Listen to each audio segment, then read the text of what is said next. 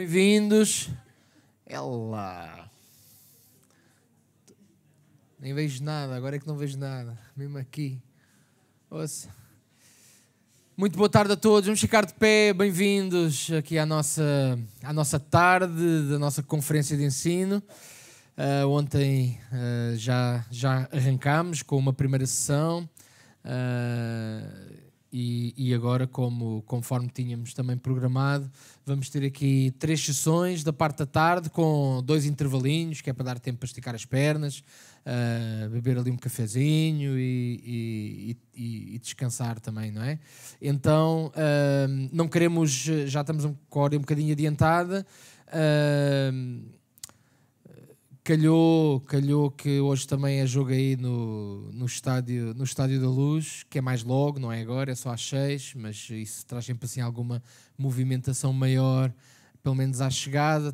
Talvez alguns irmãos ainda vão ter alguma dificuldade em estacionar, mas é assim, a gente não controla estas coisas e também não podemos estar à espera que o Benfica marque jogos para marcar as nossas coisas, não é?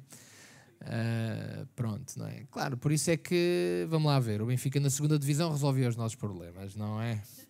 Mas pronto, isso agora não é o nosso assunto, não é o nosso assunto.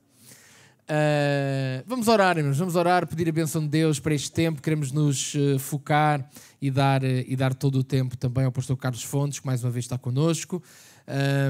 E então queremos nos focar naquilo que realmente é essencial. Eu vou orar e depois mais 2 irmãos também, por favor, que possam levantar a vossa voz de agradecimento a Deus, pedir a bênção do Senhor para este tempo. Ontem já foi bom, já deu para começar a se molhar os pés, não é?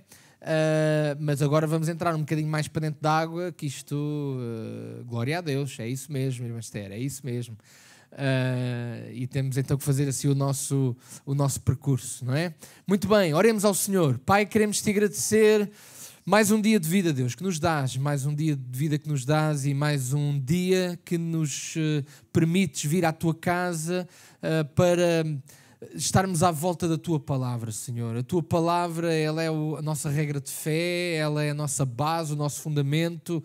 Uma correta compreensão da tua palavra é fundamental para as nossas vidas, porque é daí que vem o nosso sustento espiritual, alimento espiritual, e por isso, Deus, é que nós nos reunimos em momentos como estes, para poder aprender mais de ti, da tua palavra, em profundidade, não nos ficarmos apenas pela rama das coisas, mas podermos cavar mais fundo e podermos, Deus, encontrar os maravilhosos tesouros que tu tens na tua palavra para a nossa vida. Deus, pedimos a bênção sobre o teu servo, possas usá-lo, Senhor, nesta tarde, com graça, Deus, com ousadia, com poder, com discernimento. A nós também, através do teu Santo Espírito, dá-nos entendimento, Senhor, discernimento espiritual, Deus, para podermos não apenas compreender, mas também aplicar ao nosso coração e à nossa mente todas estas coisas. Queremos que a nossa fé possa sair, Deus, deste lugar reforçada, a nossa confiança em Ti, num Deus que tudo pode fazer, um Deus que tem todo o poder. Deus, nós não servimos um Deus menor, alguém à nossa imagem, conforme a nossa semelhança, não, nada disso. Nós servimos a um Deus que é o Criador de tudo, que tem todo o poder, Deus, e que a tua palavra possa mais uma vez imprimir esta imagem no nosso coração e na nossa mente. Ainda queremos orar, Senhor, também por todos aqueles teus filhinhos que estão em necessidade. Tu conheces cada caso, cada situação, tu conheces quem está em maior angústia, luta, prova. Deus, estenda a tua mão de graça sobre estas vidas também, Senhor. Deus, e que tudo aquilo que tu faças seja para a glória do teu nome, em nome de Jesus. Mais 2 irmãos, por favor, aleluia. Glória ao teu nome, Jesus. Glória ao teu nome, Jesus. Amém, aleluia. É verdade, Jesus. Aleluia, Deus. Aleluia, Deus. Aleluia. Aquele dia, Senhor, que tu nos chames, nós sejamos santificados. Isso, Deus. Isso, Deus. Aleluia, Que Deus. ouvimos, Senhor, na tua casa e juntos a recebemos com muita gratidão. Te adoramos e o teu grande amor. Recebe, Pai, a nossa gratidão, o louvor dos nossos lábios, recebe a adoração do nosso entendimento e guarda-nos fiéis como tens feito até hoje, Pai. É verdade, Tu Jesus. és maravilhoso e és glorioso, e és Pai de amor e Pai de misericórdia. Por isso podemos estar tranquilos, porque tu nos amas tanto. Enviaste o teu Filho É verdade, para Jesus. nossa Aleluia. É verdade, Deus Jesus. santo e justo que sofreu para Glória, nos resgatar glória. a nós pecadores. Glória ao teu nome, Jesus. Glória ao teu nome, Toma, Jesus. Senhor, Sim, toda a Deus. nossa Sim, Deus. adoração Sim, Deus. e Sim, Deus. recebe a gratidão dos nossos Somos gratos a ti. e a adoração que hoje te Gratos a prestamos ti, Senhor. por Gratos. recebermos a tua santa palavra. Deus, Este tesouro aleluia. inesgotável Isso é verdade, que Deus. puseste em nossas mãos É para a verdade. nossa santificação. É verdade, Porque Jesus. a tua palavra é que nos santifica. Amém. Aleluia. Amém, glória a Deus. Te adoramos e agradecemos por Amém. enviar Jesus Cristo ao mundo. A Glória ao teu nome, plenitude da Jesus. divindade Obrigado, Jesus. para nós Obrigado, termos Jesus. mais conhecimento. Obrigado, Jesus. Aleluia, Deus. Glória, glória, glória, glória ao teu nome, Jesus. Amém. Glória ao teu nome, Jesus. Aleluia. Glória. Deus, fala a nossa vida nesta tarde, Jesus. Faz assim, Jesus. Para que faça de nós e através de nós a tua vontade, Senhor. É verdade, Deus. Verdade, Deus. Verdade, Deus. Aguçar os nossos ouvidos, quer aguçar o nosso apetite pela tua palavra, Deus, e Sim, queremos Deus. pedir Aleluia, que Deus. possamos estar atentos, Senhor, que através do teu Espírito, Senhor, nós possamos compreender, Senhor, e que aquilo que vamos aprender possa servir como fundamento do nosso caminho, fundamento, Senhor, Glória ao da teu nossa nome, forma de Jesus. ser Glória ao teu cristão, nome, Senhor, Jesus. de Glória ao andar teu na tua nome. palavra, Senhor, de viver naquilo que tu ensinas, Deus.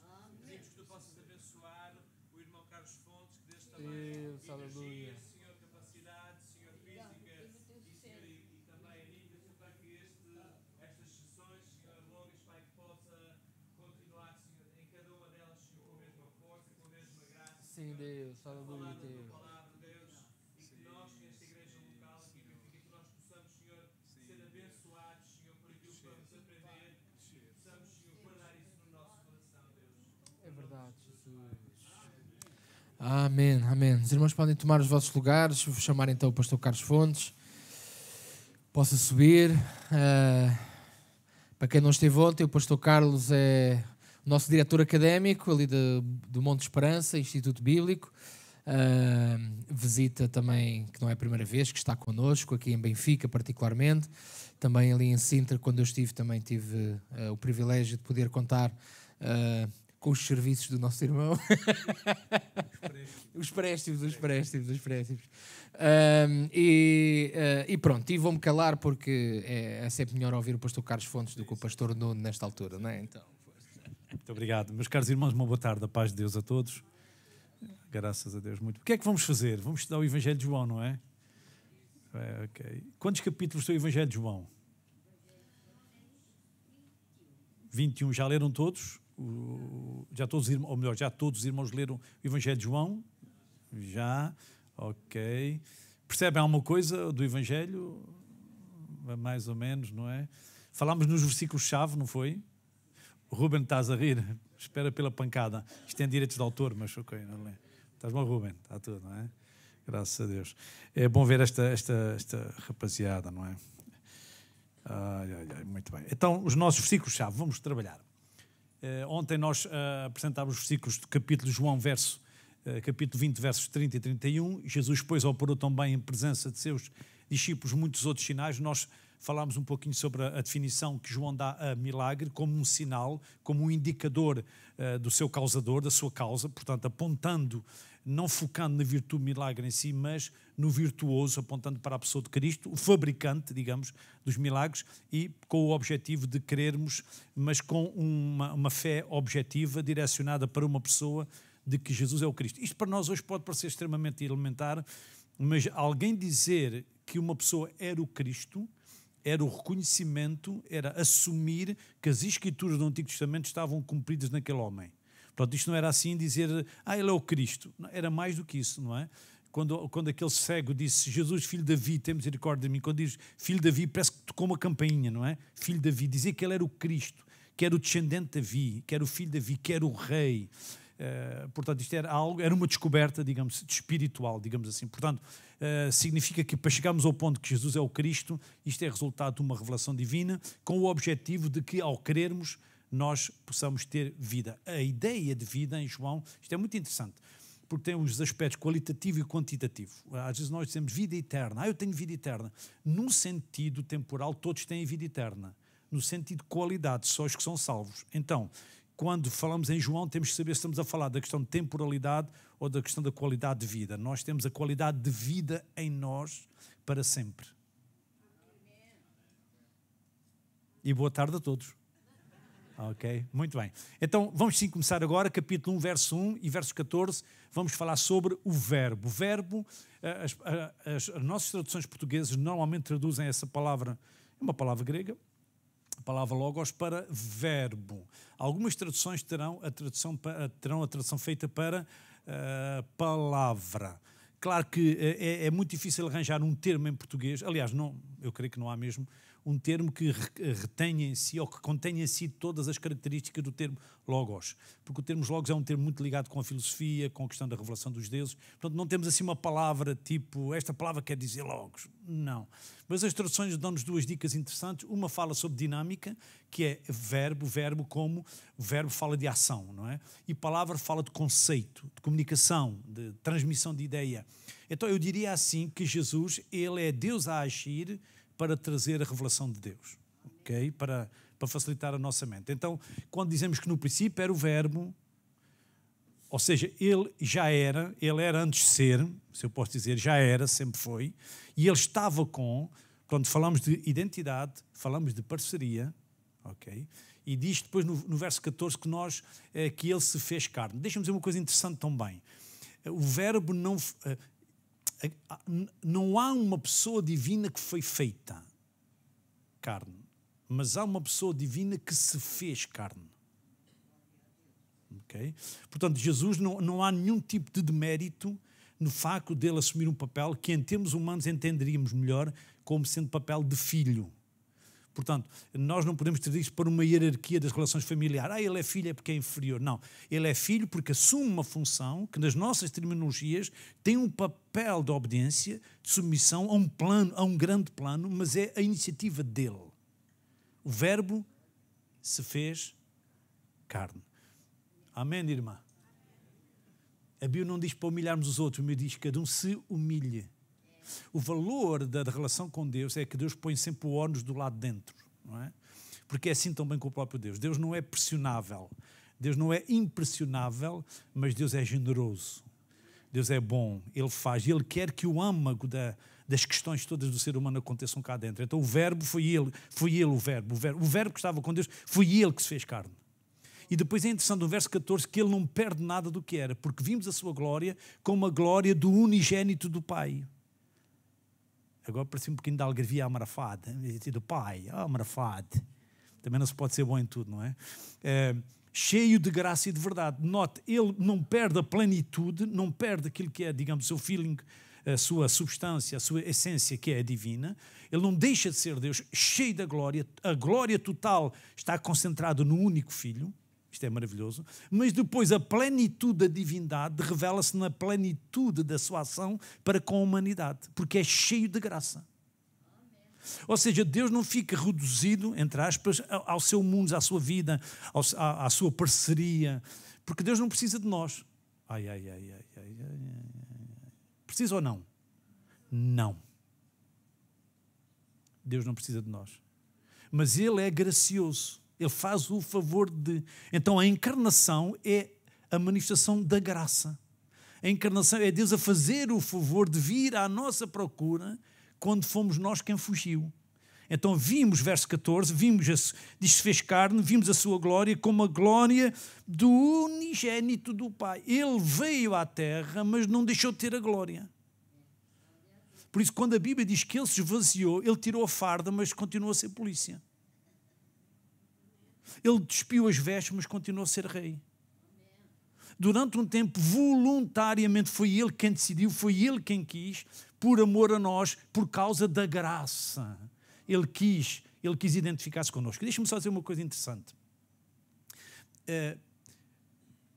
só havia duas hipóteses. A partir do momento que Deus, e eu não sei porquê, ninguém sabe, Deus é Deus, Deus não tem que se explicar, mas eu não sei porque é que Deus olhou para nós e quis salvar-nos. Eu não consigo perceber. Eu não sei. Não sabe? Chega a casa, põe-se em frente ao espelho, olha bem para si durante um minuto e vai perceber. Mas como é que Deus toma a iniciativa de vir à procura do homem? E depois Deus só tinha duas hipóteses. Ou ele baixava o nosso nível e tornava-se como nós e não vinha resolver o nosso problema, porque não é dentro da água que se salva a pessoa que está a morrer.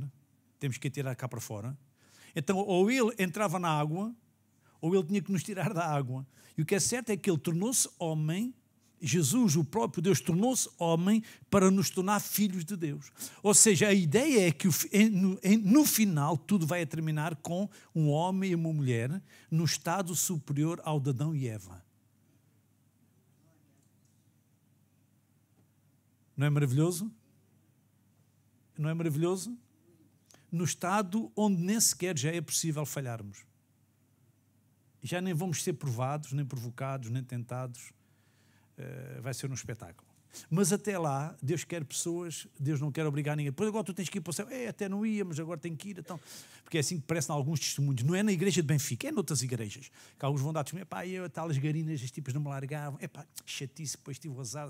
Aceitei Jesus, agora ninguém me quer, a minha vida e tal. Não, aceitar Jesus é a melhor coisa que existe. Muito bem, é melhor voltarmos para a Bíblia, não é? Para o verbo. O verbo, ele que sempre foi verbo, Deus sempre teve este propósito também de agir em relação a nós.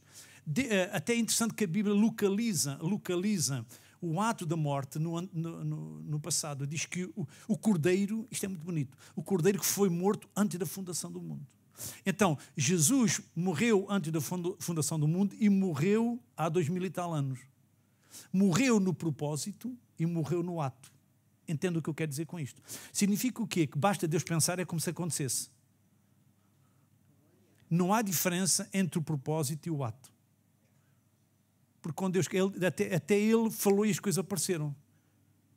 Diz que pela fé entendemos que os mundos pela palavra de Deus foram criados. E aquilo que é aparente veio do invisível. Portanto, Deus falou, as palavras dele materializam-se. Quando ele falou, apareceram. E isso é uma coisa que nem o diabo consegue fazer. Nem o ser humano. Nós podemos transformar a matéria, destruí-la, mas não criá-la. Amém. E é esse verbo que tem em si essas capacidades de produzir tudo, de fazer tudo de novo, de começar tudo do nada, que vem à Terra e aparece-nos com este invólucro, digamos assim, não é? Como se fosse apenas um ser humano. E isto faz muita confusão porque diz que os próprios irmãos dele, está no Evangelho de João, no capítulo 7, diz que os próprios irmãos não criam nele. Eu não sei como é que é possível. Eu não sei como é que é possível, se viverem connosco, é possível não crer em Jesus. Agora, viver com Jesus, eu não sei como é que é possível. Então significa que há qualquer coisa de precioso, de valioso no íntimo do ser humano que Deus valoriza, que Deus não manipula, que Deus não pressiona e que deixa cada um livremente tomar a sua decisão, apesar de todos os sinais mais do lado de fora. Eu não sei porque é que Judas entregou Jesus quando ele ouviu as mesmas coisas, esteve nos mesmos milagres, ouviu Jesus, viveu com Jesus, esteve lá e tornou-se um... Espero bem que o Senhor nos guarde a nós, que nenhum de nós se transforme num Judas.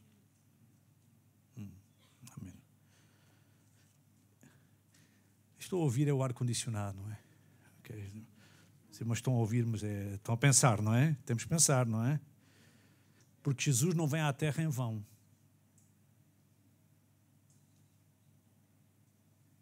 Quando o irmão toma a ceia do Senhor, só tem duas hipóteses, ou é digno ou é indigno.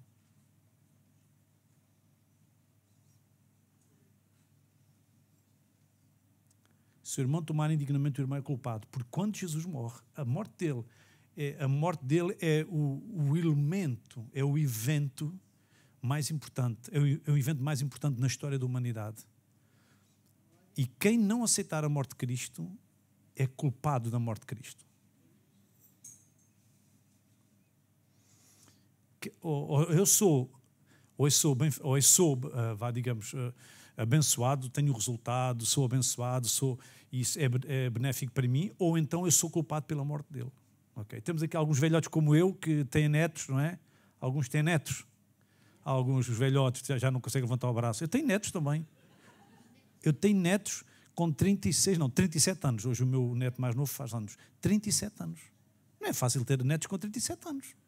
A minha Joana tem 10, a Mariana tem 10, o Diogo tem 10 e o Eduardo faz hoje 5. Ok, é um privilégio, não é?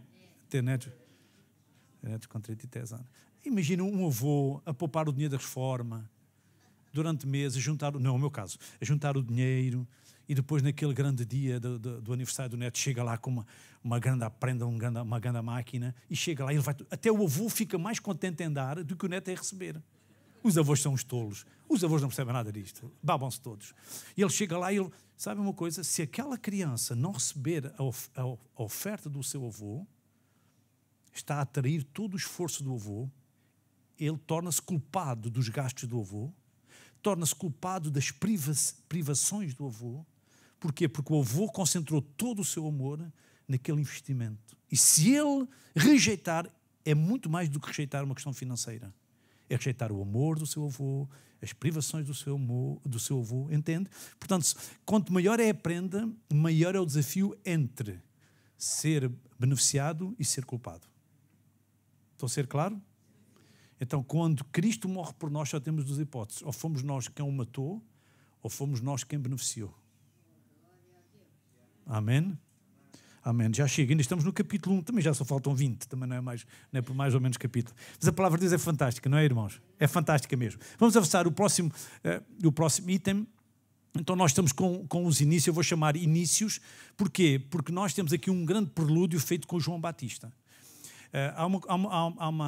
O Evangelho de João é um livro absolutamente fantástico.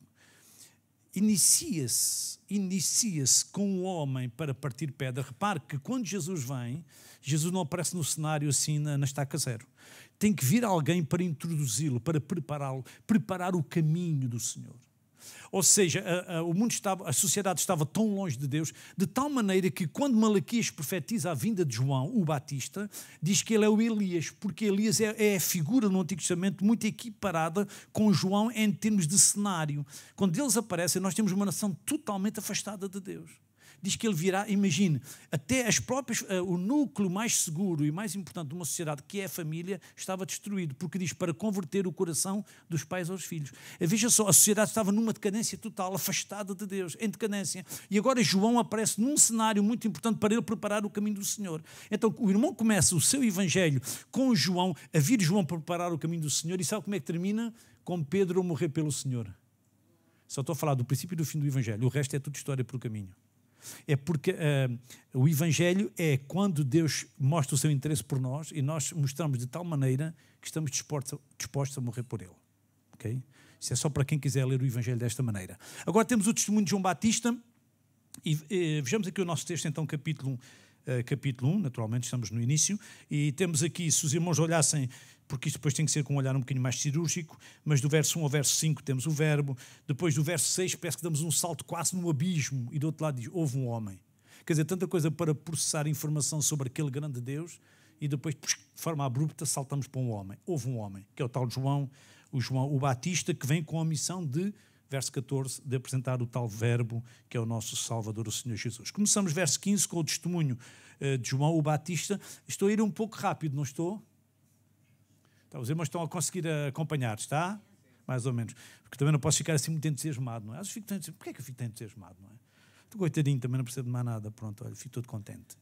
Muito bem. Então temos o João o Batista. Veja só, veja, Jesus disse que ele foi, de nascido de mulher, em termos humanos, ele foi o homem mais importante. Então o valor do ser humano é proporcional à sua missão. E o que vai ratificar isso é a fidelidade à missão. Deus pode ter um plano para mim e eu posso não o cumprir. E Deus me guarde disso. Então, na medida que Deus nos propõe algo, nós devemos e temos que corresponder a esse algo. E é nesse sentido que a nossa vida faz sentido e o que fazemos tem valor. Ok? Então repara que isso não é interessante quando vão ter, os religiosos devem ter ficado ali todos aflitos, a partir do verso 19, eles devem ficar todos aflitos ali, todos cheios de comichão. Porquê? Porque eles eram os grandes líderes nacionais da religião e quando apareceu um fulano assim, um outsider, eles vão logo atrás e dizem, o que é que andas aqui a fazer? Nós não temos lá nós não temos nenhum requerimento para andares a fazer, tu não tens licença de circulação, tu não tens espaço público que nós tivéssemos dado para proclamar a religião. Quem és tu? Eu gosto muito de João porque as respostas de João são pela negativa. Isto é muito bonito. Porque João não apenas responde às perguntas que eles fazem, mas responde em função do que ele sabe que eles sabem. Grande confusão. Ou seja, é suposto que se alguém tivesse um espaço público natural, sem autorização, sem as credenciais dos religiosos, dos fariseus e dos escribas, só se fosse alguém que estava preconizado no Antigo Testamento. Alguém para quem o texto tinha apontado. Mormente, estamos a falar do Cristo. O Cristo teria esse espaço natural. Teria o Cristo, e lá está. Eles estavam à espera do Messias, e todos nós dizemos, pois era do Cristo, mas não era só do Cristo. Eles estavam à espera de 3 indivíduos. Porque Moisés tinha dito que Deus levantaria um semelhante a mim. Eles estavam à espera de o profeta. Estavam à espera do Cristo. Veja aqui comigo no capítulo 1, aqui, verso 19. Quem és tu? Eu tenho ali o apontamento de identidade. Quem és tu? Ok. E ele não diz quem é, mas ele diz quem não é. Porque esta é uma resposta indireta às perguntas deles. Porque a grande pergunta deles não era bem quem és tu, é. O que eles estavam a dizer era, com a pergunta, isto no fundo era uma afirmação retórica, a pergunta era, tu não tens nenhum direito para estar e a fazer estas coisas. Quem és tu? Porquê é que tu estás aqui? O que é que estás aqui a fazer? Quem és tu? E o que é que ele responde? Sim, olha, eu não sou o Cristo. Claro que ele está a dar um toque exatamente nesta área muito sensível da percepção deles, que é, bom, se fosse o Cristo, pá, ok, tudo bem, que remédio, tá, ok, tudo bem. Ele disse, não, eu não sou. Ok, então se não eres, continua a insistir. Veja aqui, és tu Elias? À espera do Cristo, à espera do profeta e do Elias. Ele disse, não, Elias, também não. Já só tem um cartucho para queimar, não é? Só um, já queimou 2. E agora veja aqui no versículo 24. Quem és tu para que demos resposta àqueles que nos enviaram? Que dizes de ti mesmo? E isto é um espetáculo. Porque a pergunta quem tu és é, no fundo, o que é que tu achas que tu és? Quem diz? O que é que tu dizes de ti? E agora os irmãos vejam se isto não é nobre. Ele responde quem ele é com a linguagem da missão. Ou seja, ele diz, eu sou, o que é importante não é quem eu sou, mas é o que eu estou a fazer. E o que ele estava a fazer já tinha a ver com eles. Veja só se não é interessante. Eu sou, e o que é que João faz? Ele socorre-se no verso 23, socorre-se do texto de Isaías, para dizer que eu sou o que está escrito. Isto é uma coisa fantástica, porque ele tem 2 respostas. Uma, e eu queria que os irmãos apanhassem isto, porque isto é importante também para a nossa autonomia como cristãos, que é, ele responde através de um texto bíblico, mas mais abaixo ele responde através de uma experiência. Eu vou explicar isto. E sempre que ficarmos só com um destes 2 lados do binómio, vamos ser fracos na fé. Eu vou explicar isto.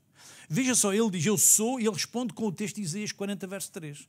Eu sou a voz do que clama no deserto. Ele está a dizer, eu não quero que vocês foquem, eu não quero falar da personalidade, da minha personalidade. Nem sequer é o meu ser, eu como indivíduo. Isso não é importante. É importante o que eu estou a fazer. Eu estou a falar em nome de alguém. Eu sou a voz daquele que está a clamar. Esqueçam de João, esqueçam. Até ele chegou a dizer, é necessário que ele cresça e que eu diminua. Ele tem consciência. Ele diz, eu estou aqui, o que é importante é que eu estou a falar em nome de alguém, claro que é o Senhor, a voz do que clama no deserto, endireitai o caminho do Senhor. Eu estou aqui, não interessa o nome do polícia, eu estou aqui para representar a lei e tu tens que estacionar no lugar certo. Mas como é que o Senhor se chama? Não é importante saber o nome do polícia. É importante é que o transeunte, ou melhor, que o condutor saiba onde é que deve pôr a viatura e o transeunte sabe onde deve passar na passadeira. Certo? Eu só passo na passadeira se aquele polícia se chamar flantal. Não, tu tens que passar por lá e ponto final. Entende o que eu estou a dizer? E João afasta-se do cenário no sentido que ele não quer ser protagonista. Ele está a dizer, o importante é aquilo que eu estou a fazer. E eu estou a apresentar, e eu estou a chamar a atenção de que vocês têm que se preparar para a chegada do Messias. E deixem-me dizer aos irmãos, porque quando ele chegar, com ele vai ser tudo ou nada. Eu batizo com água, mas quando ele vier, Ou é com o Espírito Santo ou é com fogo. É quando chegamos à bifurcação do choque, do impacto do Messias, isto é para um lado ou para o outro. Ou vocês ficam muito piores, ou vocês ficam muito melhores. Ou ele vai dar-vos algo muito melhor do que eu estou a dar, ou ele vai dar-vos muito pior do que eu estou a dar. Mas não era para brincadeiras, ele estava ali a ser muito perentório. Eu sou a voz do que clama no deserto. Então ele está agarrado, digamos assim, ele percebe que está a cumprir um apelo, uma chamada do profeta Isaías, e claro, no verso 24, aqueles que tinham vindo dos religiosos continuaram a insistir. Então, por que batizas? Tu não és o Cristo. Tu não és o Elias. Tu não és o profeta. Os irmãos estão a ver agora a resposta de Jesus? Sim. Eu continuo a batizar porque estou à espera que... Eu estou com o facho na mão à espera que ele agarre o facho. Quando ele agarrar, eu saio. Ou seja, o meu papel é importante até eu entregar. É por isso que quando João é preso, isto é muito interessante, ele diz, olha, porque imagina uma pessoa numa maratona, ou numa corrida qualquer, é raptado. Ele vai com o facho na mão, a corrida do facho, não é, do testemunho, tem que se entregar. Então é raptado com o testemunho na mão. Ele diz, e agora, como é que é? E então ele manda perguntar, e Jesus fica descansado que já tem o testemunho na mão. E dizer a João que eu estou a fazer o que ele não faz. Porque Jesus fazia milagres, etc, etc. Então os irmãos, vejam como o caráter de João. O maior de todos os homens que cumpriu a maior missão. Ele é o último profeta do Antigo Testamento. Ele abre a porta para o Cristo. E sabe o que aconteceu com ele? Foi trucidado à entrada, porque ele não chegou a entrar. Ele abre a porta e vamos todos de abalroada por ali fora. Ele nem chega a entrar. E por isso Jesus disse que aquele, no reino de Deus, que seja menor, ainda é maior do que ele. Porquê? Porque a grandeza do indivíduo está no reino em que ocupa. E ele estava no lado de fora. Ele era porteiro. Mas nós estamos do lado de dentro. Isto não é maravilhoso? É bom também ouvir os outros colegas. Nem que seja só para a gente não ter que coisa, não é? Coisa mais lá. João. E o irmão? O que é que o irmão acha? Acha que é assim tão importante na igreja? Se não fosse seu... E há aquelas pessoas que dizem, irmão, na igreja não há amor. Sim, assim não há. Com pessoas assim não há. Não há amor, então dê mais um bocadinho que é para haver mais. E alguns até, não é aqui também Benfica, é noutro sítio. Eu sou muito bom. E quando eu estou a dizer sou muito bom, devem ser gagos, porque aqui vai dar bombeiro. Porque é o máximo que pode dar no fim daquilo tudo. Nós não somos bons. O importante é a missão. O irmão está a cumprir a missão ou não. Se aquilo que o irmão está a fazer é o propósito de esperar a sua vida, o irmão está no ponto. É isso, é o tal João que está a preparar o caminho do Senhor. Então, irmãos, eu penso que isto é muito claro para nós, que ele não está a defender o seu protagonismo, não está a sobrevalorizar a sua identidade, mas ele está a reconhecer o valor da sua missão. E agora, só porque eu tinha dito aos irmãos isto, vou ter que vos mostrar. Então, no verso 23, ele baseia o seu ministério na consciência que está alinhado com a Bíblia, com a palavra, com a Escritura. Eu sou a voz do clama no deserto, como diz Isaías. Mas no 33, quando o Espírito Santo desceu sobre ele, ele disse, e eu não o conhecia, mas o que me mandou batizar, esse me disse. Isto é muito bonito. Aquele sobre quem viste descer o Espírito Santo é esse. Ou seja, João não se avança, ele não se avança como um místico, que é detentor de uma super revelação que mais ninguém tem. Mas também não é um crente super acanhado que não sabe o que Deus tem para ele. Ele sabe. Eu estou aqui para cumprir a palavra de Deus. Mas eu só vou atuar quando apanhar o sinal que Deus me revelou. Eu vou batizando pessoas, eu vou batizando. Claro que ele tinha consciência de quem era Jesus, naturalmente. E isto é que é fascinante para mim. Ele não ficou seduzido pela sua intuição. Ele não foi seduzido pelo conhecimento particular do seu primo Jesus. Ele não ficou seduzido por isso. Ele não se chegou à frente sem que Deus cumprisse o que tinha combinado com ele. Aquele sobre quem viste descer o Espírito Santo. É esse. Agora imaginem quando João está a batizar Jesus. Ele ainda ficou ali um pouco renitente, não é? Disse, Senhor, então, mas tu batizado por mim, quem sou eu? Eu é que preciso ser batizado por ele. Não, deixa lá que eu estou a cumprir o meu papel, que é a justiça de Deus. E quando ele está a batizar Jesus, o Espírito Santo desce sobre Jesus. E já está. Isaías 43 e o sinal que Deus tinha dito. E isto é que é o equilíbrio espiritual do cristão. É quando consegue juntar a sua experiência à proclamação escrita, ao texto bíblico e à palavra de Deus. Amém? Amém. Amém. Quer ver se não curo ninguém de insónias esta tarde, está bem? Vamos lá ver. A ver se os irmãos se aguentam, tem que se aguentar, que remédio tem, não é? Então vamos avançar mais um pouquinho. Já estamos no capítulo 1, como os irmãos podem ver. Estamos nos primeiros. Olha, os primeiros discípulos. Também aqui é um grande sinal. Porquê? Porque os primeiros discípulos de Jesus são os que eram discípulos de João. Capítulo 1. Era André e o outro, não sabemos quem, vamos imaginar, muito provavelmente seria João, vamos já chamá-lo de João. Então, André e João, veja só que João não tinha qualquer pretensão, isto é mais um sinal de que não tinha essa pretensão, é que ele está disposto a perder, entre aspas, os seus discípulos. Diz aqui no capítulo 1, quando Jesus passa, no verso 36, Jesus disse, eis aqui o Cordeiro de Deus. E os seus discípulos, quando ouviram, o que é que eles fizeram? Foram atrás de Jesus. E Jesus recebe-os em casa. E eu creio que houve ali um pouco de doutrina também, houve um pouco de ensino. Eles receberam algo, porque depois, quando vão para casa, eles vão logo ter com os pares. O André vai logo a correr ter com Simão Pedro. E Simão Pedro é o meu apóstolo preferido. Eia Pedro, ele disparava até fora do tempo de caça. Aquilo era um espetáculo. Era sempre pá. E às vezes acertava. E às vezes, até chegou a repreender Jesus. Oh Senhor, o que é morrer? Nem penses nisso, esquece. Era um espetáculo. Todas as igrejas têm um Pedro. E se não tiver uma pedra, tem uma pedra grande. Eu, por acaso, pensei em calhau, mas não disse. A irmã é que disse. Não é? Mas eu não quero ser um calhau. É bom sermos uma pedra no edifício, mas não ser um calhau à entrada. Depois os calhaus não deixam entrar ninguém. E depois, ok, mas vá lá. Mas ok, está bem. É uma pequena brincadeira, naturalmente. Então, irmãos, temos aqui os discípulos a passar. E outra coisa também interessante para o estudo das técnicas de evangelismo, se quiserem, é ver como é que cada um dos 5 chega a Jesus. Porque nem todos chegam da mesma maneira. O André e o João, vamos lá, o João,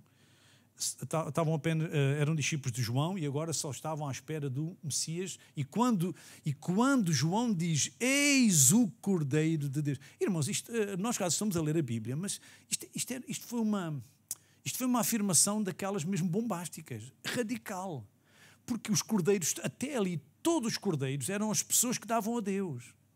Mas ali não é Deus a dar às pessoas. Isto é radical. Eis o Cordeiro de Deus. Foi Deus quem deu. Até ali os homens estavam constantemente a dar e pecavam e davam um, o outro pecava e dava o outro pecava e dava o outro. Mas agora Deus vai mandar um que é suficiente para resolver todas as questões e não é preciso nenhum homem mais dar. Mas cada um tem que recebê-lo. Então isto que João diz, vai mexer com eles mais à frente, eles vão dizer o quê? Achámos o Messias, achámos o Messias. Nós estamos a falar de gente que procura, de gente que cria. Mas claro, eles apanharam o que havia, que era o João, e o João sempre a mandar-os para a frente. Olha, o que há de vir depois de mim, o que há de vir depois de mim, o que há de vir depois de mim. E quando Jesus vem, ele diz, é este. Já está, já os perdeu. Já os perdeu. Agora eles vão atrás de Jesus. E se os irmãos lerem o resto do texto, o André vai ganhar o Pedro, o Simão, que é o seu irmão, e vejam uma maneira distinta, o caso do Filipe. Vamos baixar um pouquinho até ao verso 43. No dia seguinte quis Jesus ir à Galileia e achou a Filipe e disse-lhe, segue-me. Então o André e João foram a Jesus por dica de João Batista. O Filipe foi ganho pessoalmente por Jesus. Irmão, não se meta em coisas que o irmão não percebe, como eu também não percebo. Temos ouvido nos últimos anos alguns testemunhos, mas não se metam nisso. Que há pessoas no mundo muçulmano a quem Jesus tem aparecido, não se metam nisso. Ele faz como ele quer. Agora, se me dissesse que tinha aparecido um Deus dos outros, eu não acreditava, porque os outros morreram todos. Mas o nosso está vivo. Pronto, Jesus aparecer não faz diferença, não faz nenhuma comoção. Não é? O problema é quando dizem que apareciam os outros. Isso é que era um grande problema. Portanto, não se metam nisso. Jesus andou com os apóstolos, mas quando foi a Paulo, ele apareceu a Paulo. Não se metam nisso. A gente não se mete nessas coisas. Porque Deus tem as formas de ele trabalhar. Agora, eu, Carlos Fontes, não preciso que ele me apareça. E o irmão também não, porque o irmão tem a palavra dele, o irmão tem o Espírito Santo. Amém? Os irmãos entendem o que eu estou a dizer? Então, neste caso, o evangelismo aqui, as técnicas do evangelismo mostram o quê?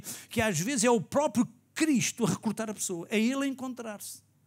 Imagine, Jesus não deixou aquilo para mãos alheias, ele vai ter com o Saulo. O Saulo andava desnorteado a tentar cativar os crentes, e o que é que Jesus chega ao pé dele? Apanha-o no caminho e trata do assunto. Eu sou Jesus a quem tu andas atrás de mim. E vais ter problemas. Duro-te é recalcitrar contra os aguilhões. Estão a ver? É como um animal que dá coices no ferro. Tu vais ter problemas. E o nosso Paulinho, o que é que ele fez? O chefão, o que é que ele faz? Que és, Senhor? Quem és tu, Senhor? Eu sou Jesus. O que é que queres que eu faça? Sim, já está.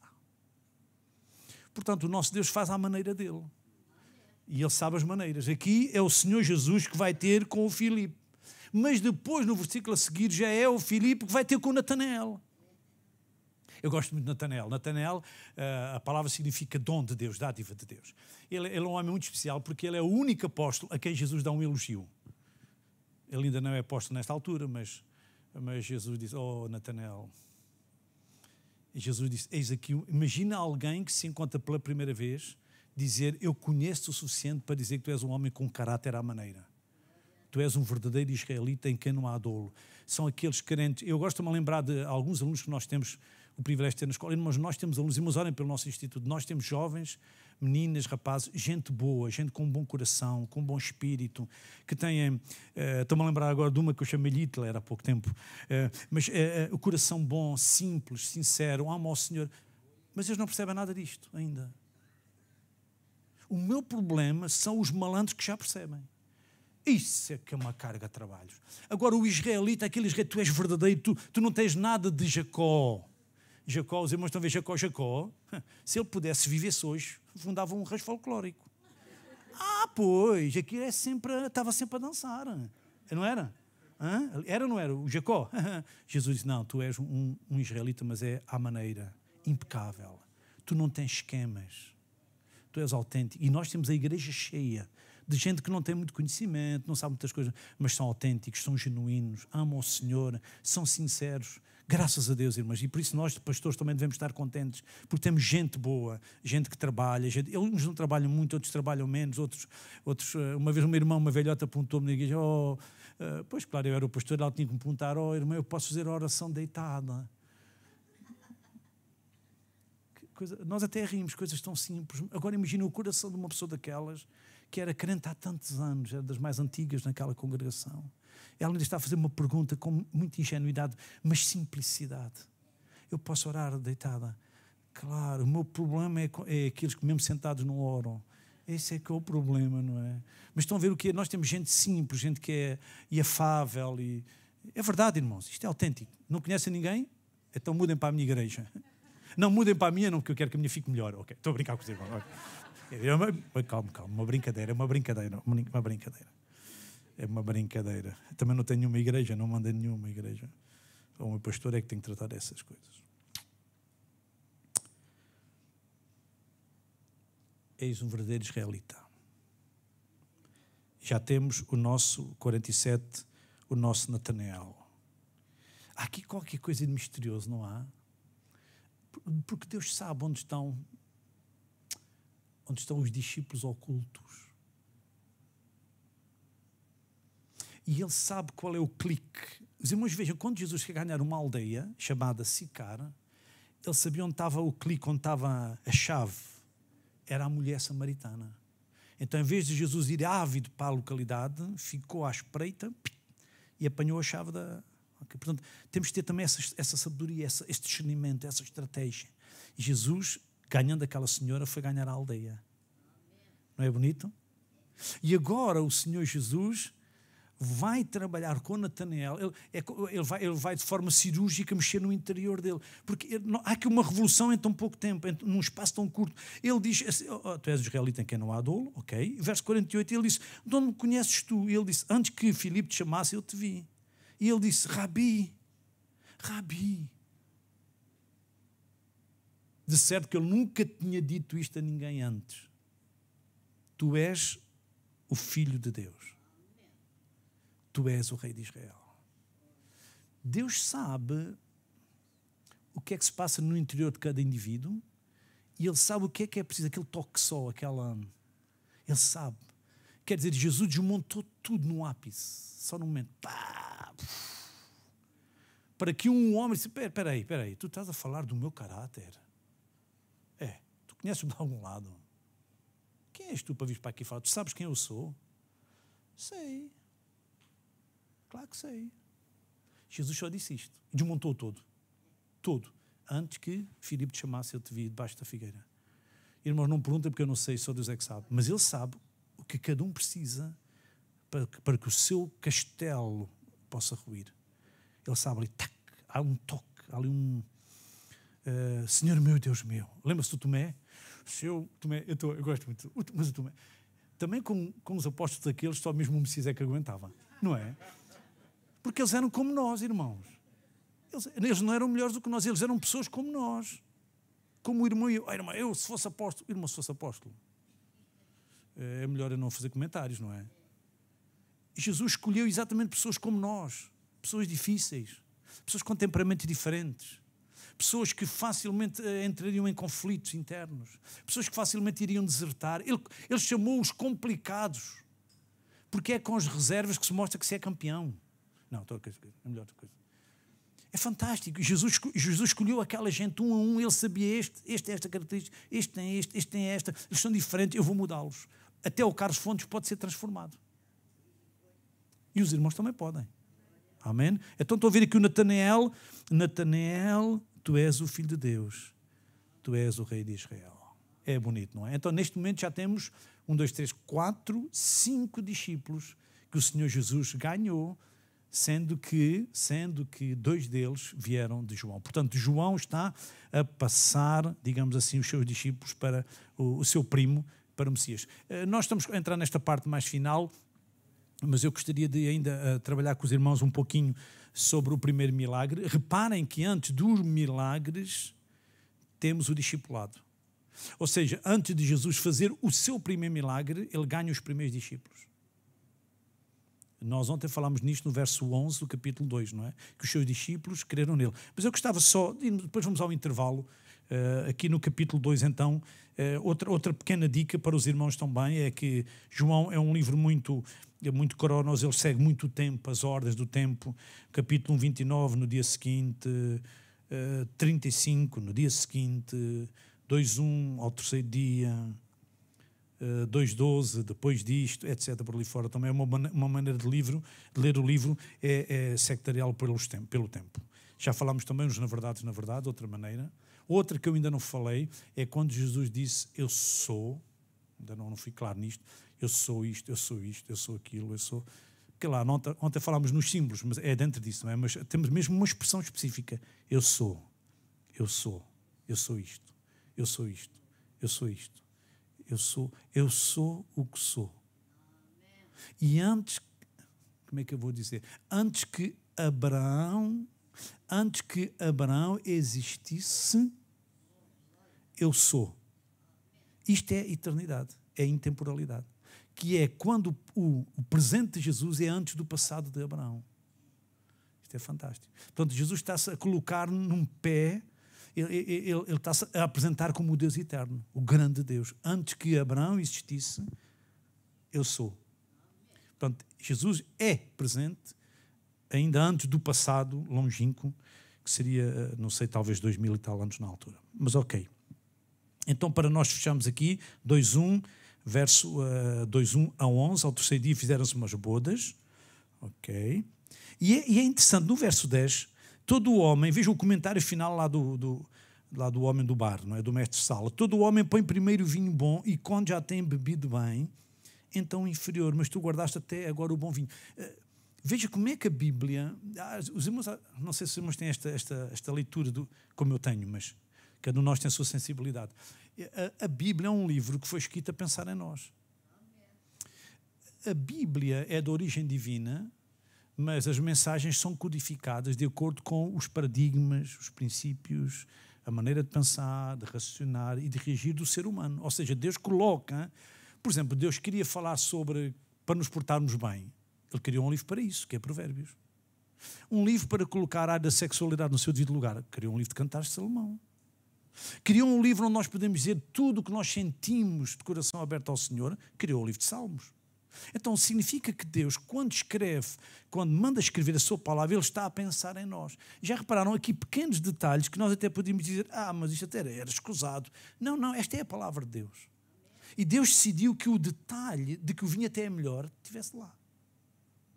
Ou seja, nós estamos a ver um Jesus que pela primeira vez está a fazer milagres e é como se Ele tivesse a dizer, eu faço e quando faço, faço bem. Nós não temos um Deus assim a 90% bom. O nosso Deus é um espetáculo. O nosso Deus é perfeito, é pleno, é completo. Se houver qualquer dificuldade, não é porque Ele não fez completo. Eu é que ainda não apanhei a pedalada. Entende isto? Então, quando nós estamos a ler as descrições, eu quero desafiar os irmãos a fazer isso. Leiam pensando no detalhe, em como Deus está interessado nas coisas mínimas, mais pequenas. E diz no 11 que os seus discípulos creram nele.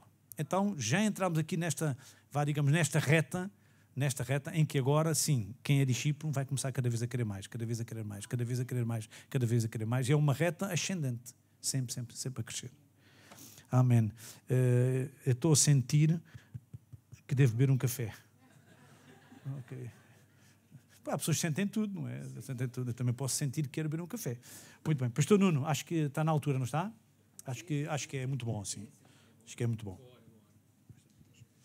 Ok, meus irmãos, então vamos fazer aqui um intervalo, vamos apontar aí para 10 minutos, resvala sempre um bocadinho, não é? Então vamos só dar 10 minutos. Alguma coisa muito importante, se o Daniel puder colocar um dos Daniéis, porque temos ali dois na multimédia. Eu no domingo falei por causa da nossa comunidade do WhatsApp, de tentarmos integrar os irmãos na comunidade, para nós podermos passar algumas informações importantes de uma forma rápida. A verdade é que a minha conta do WhatsApp, para tentar pôr os irmãos lá dentro, já foi bloqueada 4 vezes. Portanto, porque o algoritmo da ferramenta entende que eu estou a fazer spam, e tecnicamente estou, de certa forma, não é? Mas pronto. Então, penso que alguns irmãos já lá estão dentro, há outros que não estão. Quem não está, os irmãos procurem entrar através deste código QR, que vai aparecer no vosso telemóvel, então depois um convite para entrar na comunidade, os irmãos aceitam. E em princípio eu não vou ser bloqueado a 6ª vez. Em princípio, mas vamos ver. É que a chatice de ser bloqueado é que por acaso tem sido bloqueios temporários, fica algumas horas sem ter o WhatsApp, mas pronto, eu acho que ele deve ter um limite. A dada altura sou bloqueado vezes e eles depois dizem que eu já não sou de confiança. Mas pronto, penso que assim resultará. Quando os irmãos entram na comunidade, os irmãos entram para um grupo que é o grupo Comunicados. Depois tem um outro grupo que diz geral e alguns irmãos têm pedido para entrar no geral. Nós podemos colocar, alguns irmãos que já entraram, não é? Nós temos colocado, os irmãos podem pedir para ir para o grupo geral e a gente pode aceitar isso, mas não fará diferença nenhuma, porque o grupo geral também não permite interação e desde que os irmãos estejam no grupo principal, que é o de comunicados, é o que interessa para quando queremos fazer o comunicado, ou algum dos irmãos que entrou já na comunidade via um grupo de serviço de um departamento, também se está num grupo de serviço, recebe qualquer comunicado que a gente envie, portanto não há necessidade de estar a duplicar os irmãos em diferentes grupos dentro da mesma comunidade, está bem? Pronto, então vai ficar ali o código QR para os irmãos poderem ir tratando disso. Amanhã depois eu também irei dar a mesma explicação. E dito isto, vamos então fazer um intervalinho, 10 minutos, está ali um cafezinho para os irmãos poderem beber e talvez mais alguma coisa, então aproveitemos o nosso tempo.